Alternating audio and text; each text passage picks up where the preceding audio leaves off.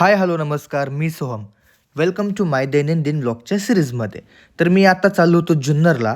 मला काय late phone केला म्हणून मी काही व्लॉग चालूच केला नाही. मग मधूनच मी व्लॉग चालू केला. मस्तपैकी गाडीच्या मागच्या सीटावरती झोपून मी जुन्नरला चाललो होतो, कारण आज होती शिंदेसाहेबांची तिथं सभा. मग काय मस्तपैकी जिथं शिंदेसाहेब येणार होते तिथं अशी गर्दी होती हेलिपॅडच्या तिथे.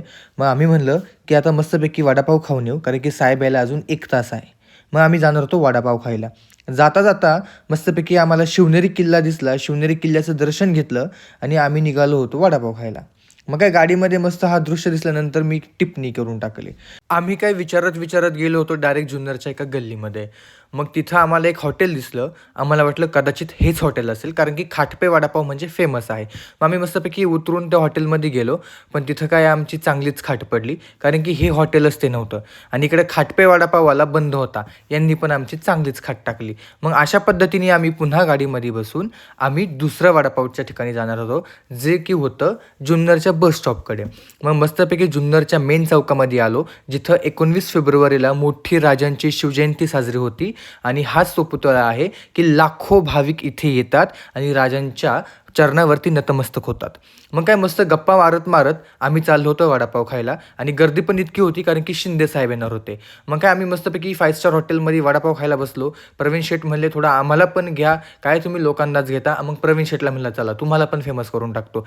टाईम खूप झाला होता म्हणून संपत भाऊ म्हणले पोरांनो आवरा लाव लवकर, निघायचं आहे आपल्याला, शिंदेसाहेब वाट बघत असतील. म्हणून आम्ही वडापाव खात खात असंच चाललो होतो. रोडनी लोक आमच्या तोंडाकडे बघत होती, पण आम्ही काय आमच्या धुंदीतच चाललो होतो. मग काय आमची गाडी मस्तपैकी एस टी स्टँडमध्येच पार्किंग केली होती. संपत भाऊंचा काय नादच करायचा नाही, कुठं पण पार्किंग करतात, सगळं आपलंच आहे. मग मस्तपैकी गाडीत बसून आम्ही गेलो शिंदेसाहेबांना बघायला.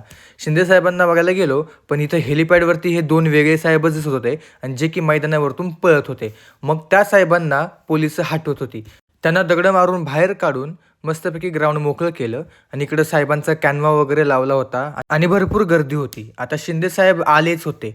मग काय मस्तपैकी शिंदेसाहेबांचं हेलिकॉप्टर वरतून आलं होतं आणि आल्यानंतर मस्त अशी हवा बिवा चालू झाली. मग काय साहेबांना म्हणलं या या, साहेबांनी पण आपल्याला हात केला. मस्तपैकी साहेब आले आणि येता येता तिकडून वादळच घेऊन आले. शिंदेसाहेब म्हणलं की हवाच हवा. मग काय शिंदेसाहेबांच्या अख्ख्या महाराष्ट्रात हवा तर आहेच, कारण की ते DCM आहे. DCM म्हणजे काय, डेडिकेटेड टू कॉमन मॅन. आणि खरंच शिंदेसाहेब म्हणजे तळागाळातला माणूस आहे आणि सर्वसामान्य जनतेत जाणारा माणूस आहे. मग काय मस्तपैकी शिंदेसाहेबांची मी पहिल्यांदा असं कुठंतरी थांबलो असेल की कोणाच्या तरी मी वाट बघतोय. मस्तपैकी शिंदेसाहेबांचं हेलिकॉप्टर खाली आलं आणि जसं सगळीकडं भंडारा उधळतो, गुलाल उधळतो, तसं साहेबांच्या हेलिकॉप्टरने सगळीकडं मातीच उधळून टाकली. मग काय सगळ्यांची तारंबळ झाली. सगळ्यांनी तोंड लपवली, कारण की अंगावरती इतकी माती येत होती की विचारताच सोय नाही. मग काय शेवटी साहेब उतरले मस्तपैकी खाली. साहेबांचे बॉडीगार्ड सगळे साहेबांकडे पळाले आणि साहेबांना आधीच उशीर झाला होता आणि त्यात साहेबांचा कॅनवा एकीकडे होता आणि साहेब एकीकडे चालले होते. मग काय अजून तारांबळ. मग काय साहेब पळतच आपल्या कॅनवाकडे आले. जसं साहेबांना कळालं की आपला कॅनवा दुसरीकडे आहे, साहेब डायरेक्ट आपल्या गाडीकडे पळतच आले.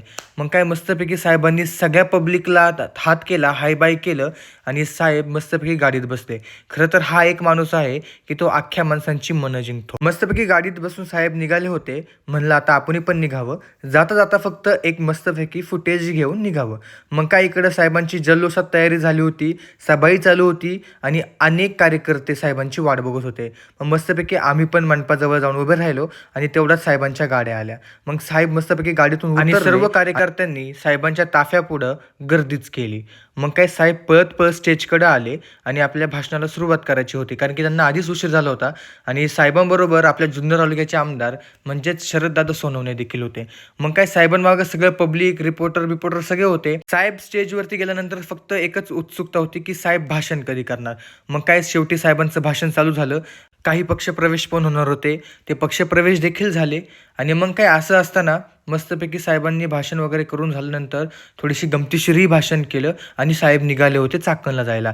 मग काय आपण मंडपाच्या इन आउट गेटपाशी होतो. प्रवीण शेटणी साहेबांना मस्तपैकी हात मिळवला आणि साहेब गाडीत बसून चालले होते.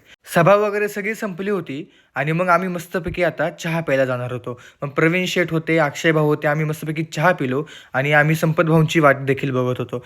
मग संपत भाऊ आल्यानंतर आम्ही घरी निघालो आणि आजचा अर्धवट व्लॉग कसा वाटला मला हे कमेंट करून नक्की सांगा. Bye bye. बाकीचा शांतपणा नंतरून.